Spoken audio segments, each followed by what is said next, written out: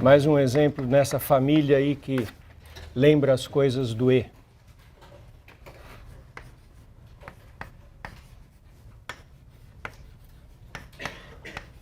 Vocês se lembram como é que você fazia para ter uma redação precisa quando você estava trabalhando com variável contínua? Já se alguém quiser, pode pegar a f de variável contínua aqui, usar o item 2 ali do início, que vai dar certo. Mas não precisa, a gente pode resolver isso cuidando da seguinte forma.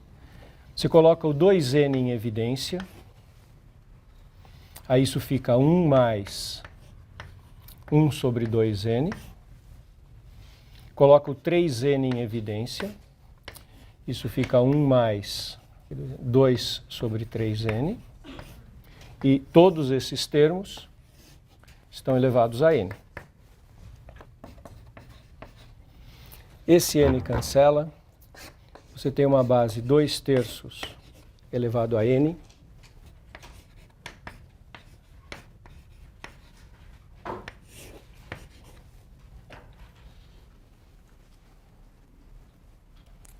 eu concluo que é zero, porque esse limite é zero e esse é finito. Basta eu olhar que isso é uma coisa finita e isso é uma coisa que vai para zero. Vamos ver outros exemplos de aplicações dessas ideias. Algo que a gente tem que ter sempre em mente, que pode ser útil, é o uso dessa propriedade 2. A propriedade 2 dá uma ferramenta importante para a gente calcular limites de sequências. Então esse vai ser um grande exemplo, um exemplo que vai ter várias partes.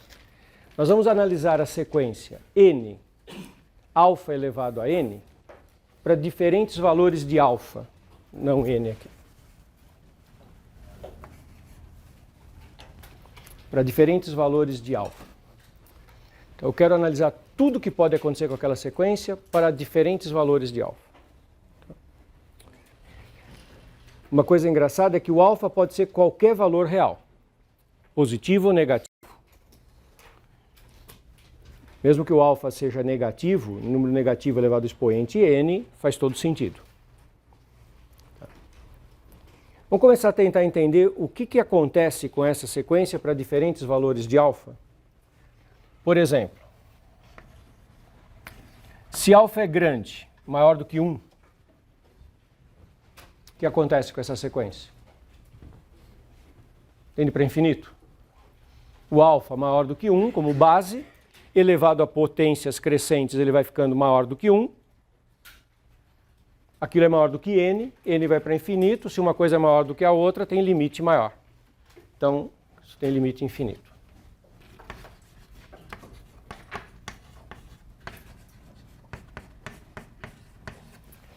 Vejam o que eu comentei há alguns minutos atrás. Eu digo que o limite é infinito. Eu não me recuso a escrever que o limite é infinito.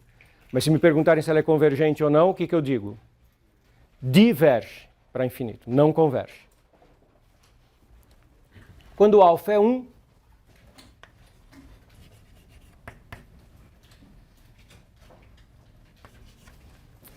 a n fica simplesmente n. Porque 1 elevado a n é sempre 1. E aí o que acontece com a nossa sequência também é divergente. O limite é mais infinito.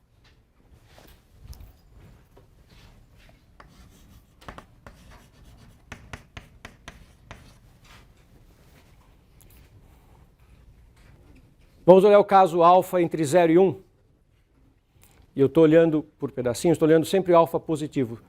Logo depois eu vou discutir o que acontece com o alfa negativo. Tá? Alfa entre 0 e 1.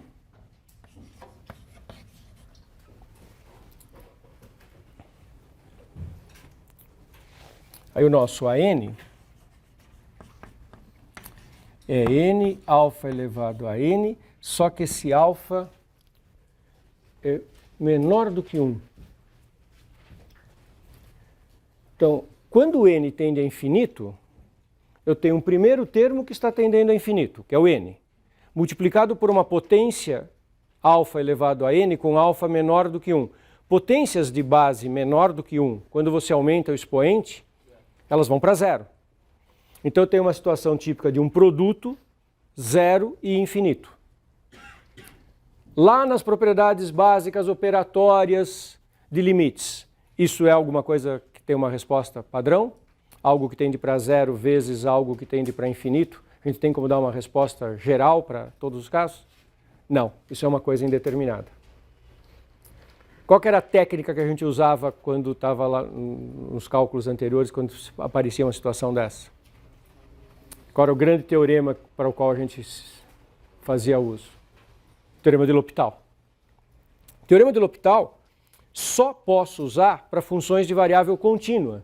O teorema de L'Hopital é uma derivada, envolve derivadas. Eu não posso usar o teorema de L'Hopital em sequências. Se eu começar a escrever derivada de sequências, quem estiver lendo o que eu escrevi não vai entender, vai achar aquilo tudo uma maluquice. Não existe derivada de variável discreta, não existe derivada de sequências. Então, se eu quiser usar o teorema de L'Hopital, eu preciso passar por um contexto de funções de variável contínua. Nunca escreva teorema de L'Hopital direto com as sequências, porque isso fica uma coisa que não faz sentido.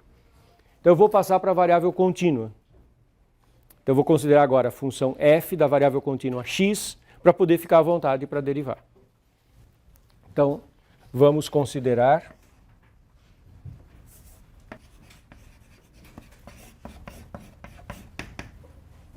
x alfa elevado a x. Isso agora não é mais aquela sequência, agora estou falando de uma função.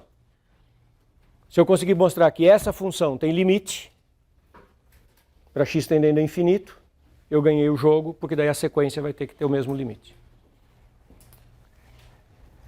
Mas essa função está numa situação indeterminada em termos de limite, porque é um limite mais infinito e um limite zero. Qual que é o próximo passo? Colocar um deles no denominador para ficar ou zero sobre zero ou infinito sobre infinito.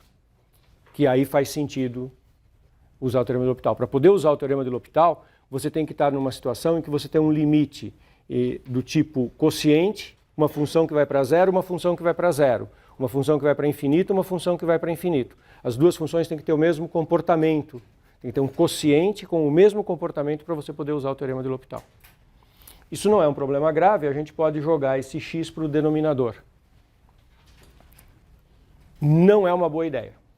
É uma ideia natural, ocorre com frequência, mas não é uma boa ideia. Vou fazer uma conta no rascunho para mostrar por que eu não vou jogar o x para o denominador. Dá vontade, que é muito cômodo, escrever a elevado a x, né? Onde você tem x a elevado a x, você escreve a elevado a x, 1 sobre x. Agora, quando x tende a infinito, isso tende a zero, isso tende a zero. Posso usar L'Hopital. L'Hopital, eu derivo, né?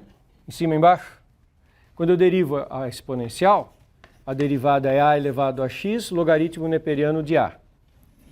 Ou melhor, alfa. E a derivada de 1 sobre x é menos 1 sobre x2. E observem que a indeterminação continua. Continua isso indo para zero e isso indo para zero. Não resolveu o meu problema. Então, ao invés de fazer esta transformação, eu vou fazer uma outra.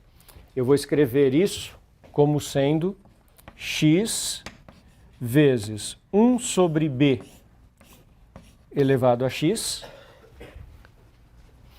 Se o a é menor do que 1, ele é o inverso de um número maior do que 1. O a é menor do que 1, escreve como 1 sobre b. Para que o a menor do que 1 seja 1 sobre b, o b tem que ser 1 sobre a. Qual é a mudança de variável que eu fiz aqui? No lugar do alfa, eu coloquei 1 sobre b, que é equivalente a dizer que o b é 1 sobre alfa, ou seja, no lugar do alfa eu coloco 1 sobre b, o b é 1 sobre alfa menor do que 1, significa que o b é maior do que 1. Então agora eu reescrevi a minha f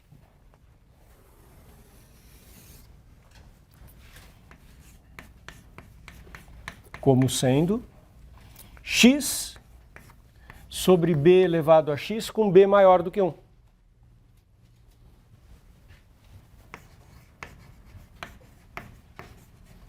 Quanto que é o limite de x quando x tende a infinito? Infinito. Quanto é o limite de b elevado a x quando x tende a infinito? Para b maior do que 1? Infinito. Então eu tenho infinito sobre infinito. Infinito sobre infinito recai na indeterminação que eu posso usar o teorema de L'Hopital. E por que isso dá mais certo? Porque na hora que eu derivar, quanto é que vai ser a derivada de 1? De x. Vai ser a vantagem de fazer isso que eu acabei de fazer versus o que eu tinha feito no rascunho que eu disse que não daria certo. Porque se eu coloco o x como 1 sobre x no denominador, quando eu derivo dá menos 1 sobre x2. Não simplifica tanto a transformação. E ali simplifica. Então agora eu vou usar limite para x tendendo a infinito de f de x. Isso é o limite para x tendendo a infinito de x sobre b elevado a x. Esse último igual que está aqui é L'Hopital. Limite para x tendendo a infinito. Deriva em cima e deriva embaixo. Deriva em cima, 1. Deriva embaixo, b elevado a x ln de b. b maior do que 1. ln de b é diferente de 0. b elevado a x, b maior do que 1 vai para infinito. Um vai para 1, o outro vai para infinito. O valor do limite, 0. Isso é L'Hopital, tem que ser feito na função de variável contínua.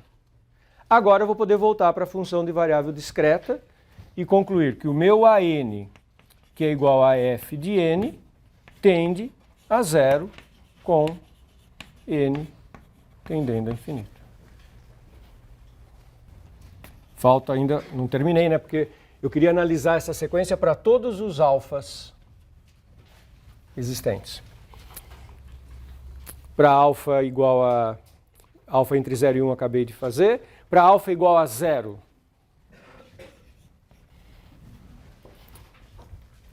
potências 0 elevado a, quanto que isso vale? Existe uma indeterminação. 0 elevado a 0 é um pouco indeterminado, mas exceto o 0 elevado a 0, 0 elevado a qualquer outro n é 0. 0 elevado ao cubo, 0 elevado à quarta, 0 elevado à quinta, todas essas potências de 0 são 0. Então os termos todos dessa sequência são 0. Quando alfa é igual a 0, a minha sequência é identicamente nula e converge para 0. Alfas negativos. Temos um problema conceitual com os alfas negativos. Dá vontade de falar, para os alfas negativos faz exatamente a mesma coisa. Se o alfa é negativo menor que menos 1, de tamanho grande, elevado a potências, ele vai estourar para infinito. Se o alfa é negativo pequeno, elevado a expoentes, ele também vai para 0. Mas precisamos fazer isso com muito cuidado. Sabe o que tem de problema aqui? Para alfa negativo, eu tenho que tomar muito cuidado em colocar variável contínua. Olha que interessante. Não existe nenhum problema em fazer menos 2 elevado a n e colocar no valor de n 1, 2, 3. Tudo faz sentido. Existe um problema, sim, em fazer menos 2 elevado a x. E agora coloca no lugar do x valores contínuos. O que significa menos 2 elevado a meio? Menos 2 elevado a meio é raiz quadrada de 2, de menos 2. Raiz quadrada de menos 2 não é um número real. Então, aquela função que eu escrevi ali, menos 2 elevado a x, na verdade, não é uma função bem definida como função de uma variável real a valores em R. Ela não faz sentido para os valores reais. Se vocês tentarem recuperar na memória de vocês, vocês vão verificar que função exponencial, vocês sempre estudaram apenas para bases positivas. Nunca se estuda função exponencial para base negativa, justamente porque isso não faz sentido. Não faz sentido um número negativo elevado a um expoente do tipo meio, um quarto. Então, não há nenhum problema em ter uma sequência com alfa elevado a n, alfa negativo. Mas eu não posso tratá-la com função de variável contínua. Eu não posso tentar usar essa mesma técnica. Perceberam por que eu estou separando em casos diferentes? Mas tem uma coisa que eu posso usar, vai ser uma observação adicional, que é o motivo pelo qual eu estou fazendo essa discussão, para aproveitar e fazer essa observação para vocês.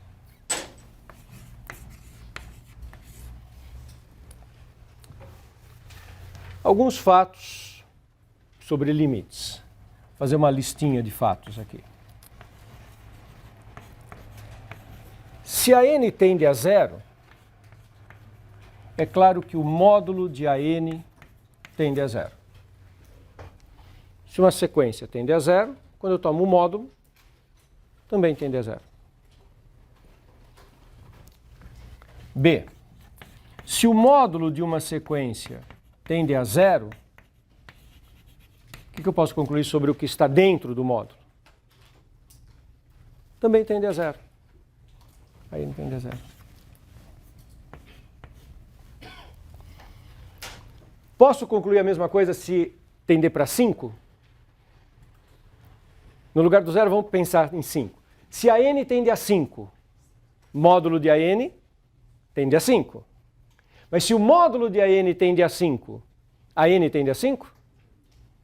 O que a gente conclui se o módulo de AN tende a 5? A gente conclui que o AN ou tende a 5, ou tende a menos 5, ou não tende a coisa nenhuma, oscila entre menos 5 e 5. E quando eu tomo o módulo, está tendendo para 5. Tudo bem? Mas com zero, é tranquilo? Se tende a zero, com módulo ou sem módulo, é um C somente C.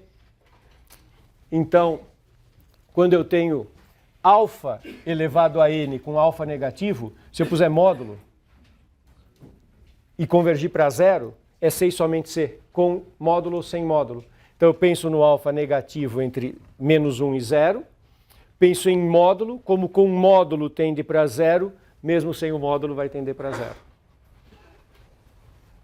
E a mesma coisa com o infinito. Vamos ver as outras condições.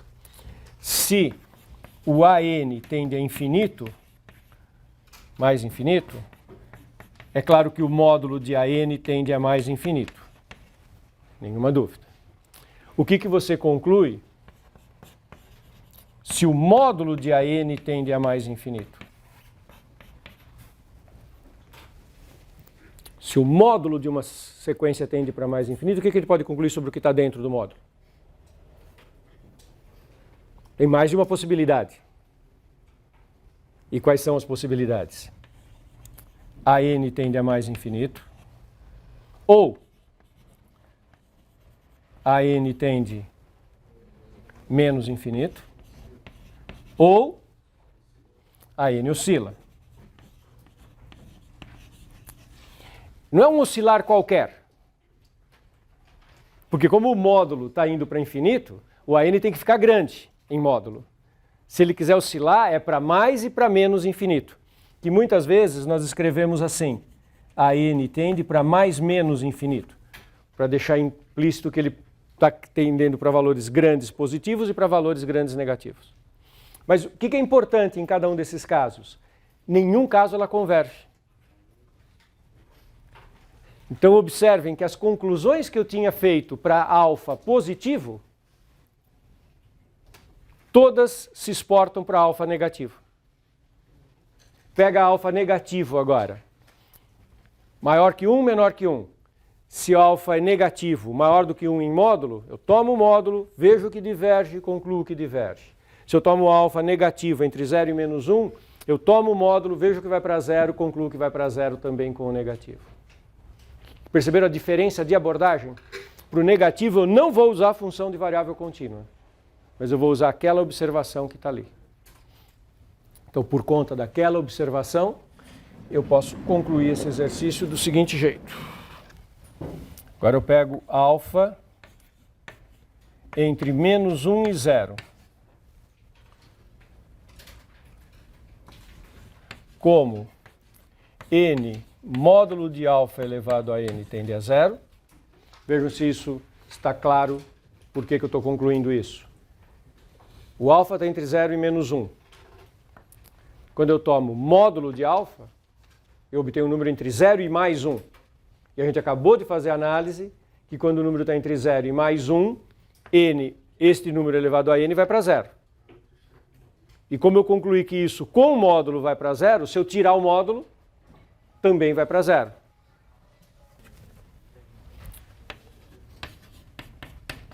Alfa igual a menos 1, a n é menos 1 elevado a n diverge, porque oscila. Com alfa igual a menos 1, fica menos 1 elevado a n vezes n, que vai oscilando entre valores grandes, positivos e negativos. E se alfa é menor que menos 1, como n módulo de alfa elevado a n tende a mais infinito, então n alfa elevado a n tende a mais infinito, ou menos infinito, ou mais ou menos infinito.